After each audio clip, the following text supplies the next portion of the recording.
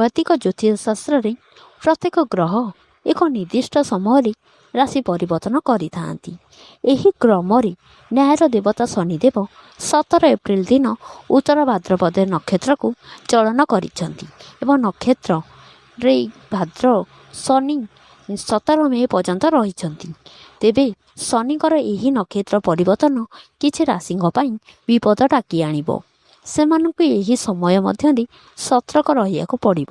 ତେବେ ଆସନ୍ତୁ ଜାଣିବା କେଉଁ ରାଶିକୁ ଅଧିକ ସତର୍କ ରହିବାକୁ ଜରୁରୀ। ମେଷ ରାଶି। ଶନିଙ୍କ ନକ୍ଷତ୍ର ପରିବର୍ତ୍ତନ ଏହି ରାଶିଙ୍କ ପାଇଁ ବେଶ୍ ଫଳଦାୟକ ରହିବ। ବିଶେଷ କରି ଏହି ସମୟ ମଧ୍ୟରେ ଆର୍ଥିକ ସ୍ଥିତି ଖରାପ ରହିବ। ଏହି ରାଶିରେ ଶନିଙ୍କ 7.5 ଆରମ୍ଭ ହୋଇଥିବାରୁ କ୍ୟାରିୟର ଉତ୍ଥାନ ପତନ ଦେଖିବାକୁ ମିଳିବ। ବ୍ୟବସାୟରେ ଆଶା ଅନୁସାରେ ଲାଭ ପାଇବେ ନାହିଁ। କୌଣସି ଗୁରୁତ୍ୱପୂର୍ଣ୍ଣ ନିଷ୍ପତ୍ତି ନେବା ପୂର୍ବରୁ ଭଲ ଭାବେ ଭାବିଚିନ୍ତି ନିଅନ୍ତୁ। ଟଙ୍କା ଦେଣ ମାମଲାରେ ସତର୍କ ରୁହନ୍ତୁ। କର୍କଟ ରାଶି। ଶନିଙ୍କ କୋପ ଦୃଷ୍ଟି ଏହି ରାଶି ଉପରେ ରହିବ। କ୍ୟାରିୟରକୁ ନେଇ ଟେନସନରେ ରହିବେ। ପରିବାର ଲୋକଙ୍କ ସହ ଛୋଟ ମୋଟ କଥାକୁ ନେଇ ଯୁକ୍ତିତର୍କ ହେବ। ନିଜ ମନର କଥାକୁ କାହା ଆଗରେ ପ୍ରକାଶ ନ କରିବାକୁ ଅଧିକ ଚିନ୍ତାରେ ରହିବେ। ଅଫିସ କାମକୁ ନେଇ ଚାପ ଅଧିକ ରହିବ।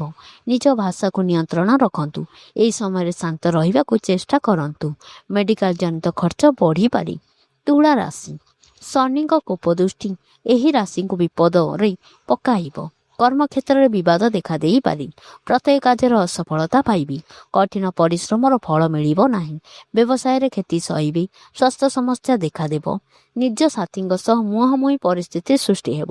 ଦୂରଯାତ୍ରା ସମୟରେ ସତର୍କତା ଅବଲମ୍ବନ କରନ୍ତୁ। ମକର ରାଶି।